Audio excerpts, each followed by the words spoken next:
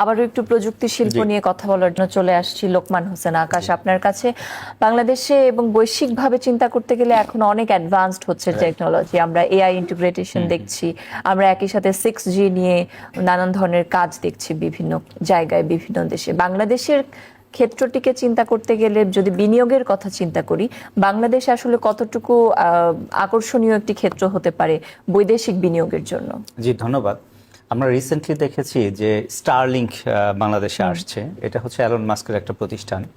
তো স্টারলিংকের হচ্ছে যে সারা ওয়ার্ল্ডে প্রায় 6,500 স্যাটেলাইট আছে।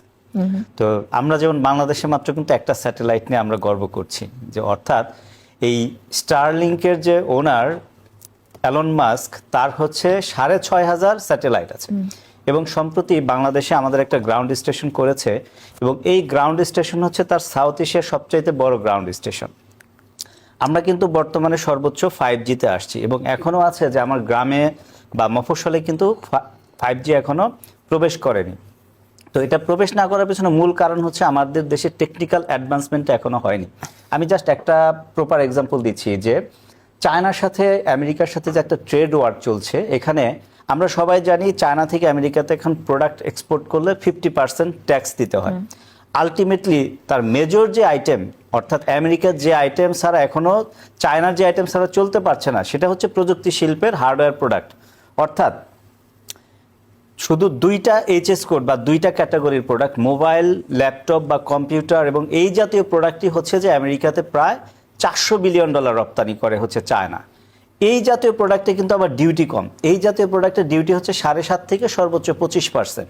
দেখেন, সারা ওয়ার্ল্ড জানতেছে যে চায়নার সাথে আমেরিকার সাথে বিশাল যুদ্ধ হচ্ছে, তারা প্রোডাক্ট এক্সপোর্ট করতে পারতেছে না। বাট এটা আমেরিকা করেও পারতেছে না কেন? যে এটার বিকল্প কোনো প্রযুক্তি ইন্ডাস্ট্রি বা বিকল্প কোনো দেশ তাকে সাপোর্ট দিতে পারতেছে না। এটা ব্যাকওয়ার্ড লিঙ্কেজে অলরেডি আপনার ভিয়েতনাম ডেভেলপ হয়েছে। যেমন ভিয়েতনাম গত বছর তারা $405 বিলিয়ন এক্সপোর্ট করছে।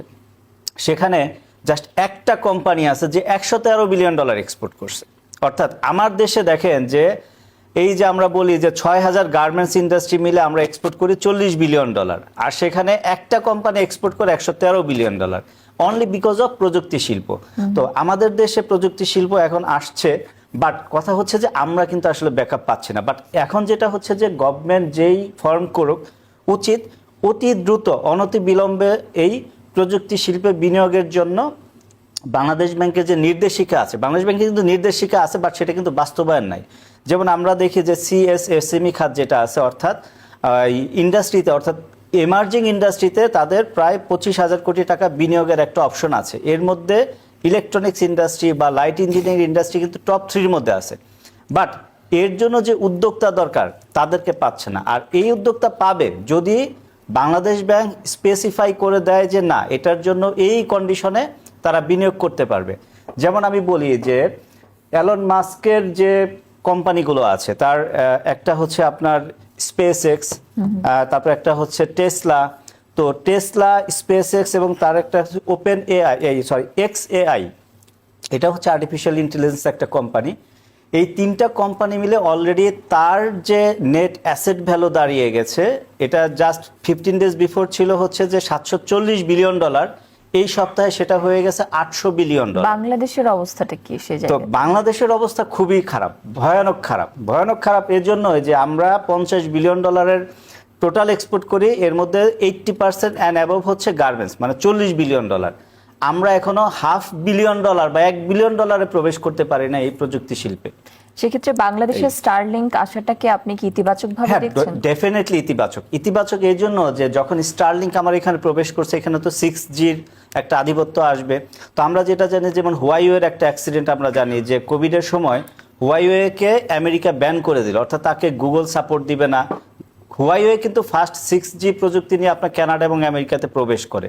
যখন দেখলো যে হুয়াইওয়ে তাদের জন্য থ্রেট হয়ে গেল, তখন কিন্তু হুয়াইওয়েকে তারা ব্লক করে দিল। তো আমার কথা হচ্ছে যে এই যে বাংলাদেশকে আমেরিকা একটা সাপোর্ট দিচ্ছে বিভিন্নভাবে, যেমন আমাদের দেশে কিন্তু এই যে দেখবেন এই বছর আমাদের ডাবল ডিজিট এক্সপোর্ট গ্রোথ হয়েছে।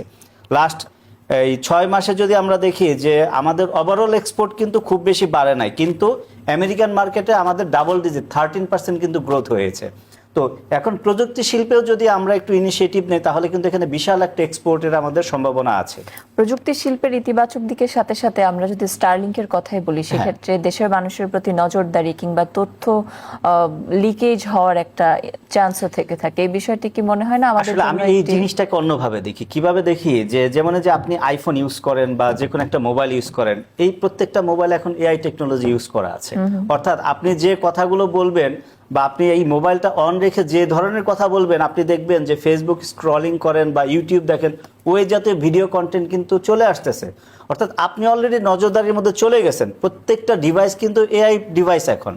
আপনি যে মোবাইল ইউজ করেন এটা কিন্তু এআই ডিভাইস। তো এর মধ্যে আপনি আর নজরদারি কি করবেন, আর আপনাকে কি করবে নজরদারি করে? আমার কথা হচ্ছে আগে তো আমার দেশে প্রযুক্তি ডেভেলপ করতে হবে। তো এখন যেটা হচ্ছে যে সাপোজ আপনার ফেসবুক, হোয়াটসঅ্যাপ বা আপনার ইউটিউব, এগুলোর উপরে কিন্তু আমরা আমাদের দিনের 70% টাইম ব্যয় করি। তো আমরা তো এখন এগুলো উৎপাদন করতে পারিনি, আমরা কিন্তু ডেভেলপ করতে পারিনি। যেমন চায়না আপনার উইচ্যাটের মাধ্যমে তারা কিন্তু সারা দেশের ফাইন্যান্স এবং হচ্ছে যে তাদের যে লোকাল যে চ্যাটিং, এটা কিন্তু কন্ট্রোল করে। আমার দেশে কিন্তু সেটা হয় নাই। আমরা যে স্টার্ট আপ করি, এটা হইতো কখন হইতো, যখন আমার নিজস্ব ডিভাইস থাকতো। আজকে আপনি যত স্টার্ট আপ টেকনোলজির কথাই বলেন, আপনার যদি নিজস্ব ডিভাইস না থাকে, আপনি একটা জিনিস দেখেন, আপনি যাই উৎপাদন করেন আপনাকে কনজিউমার তৈরি করতে হবে। আপনার যদি কনজিউমার না থাকে, আপনি উৎপাদন করে বিক্রি করবেন কার কাছে?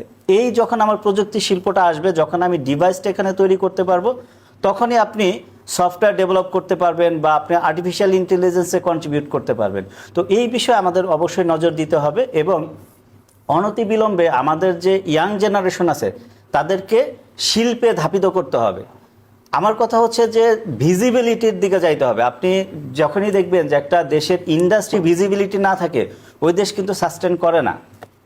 তো আমাদের দেশে সেটার এখন অভাব আছে। তো আমরা আশা করছি যে অনতিবিলম্বে নতুন সরকার যেই আসুক, আমরা সাধুবাদ জানাই এবং আসার সাথে সাথে এই প্রযুক্তি শিল্পের বিনিয়োগের জন্য যা কিছু করার দরকার করতে হবে। কারণ আমাদের দেশে যথেষ্ট এখন টেকনিক্যাল পার্সন আছে, তারা ট্রেন আপ হয়ে গেছে।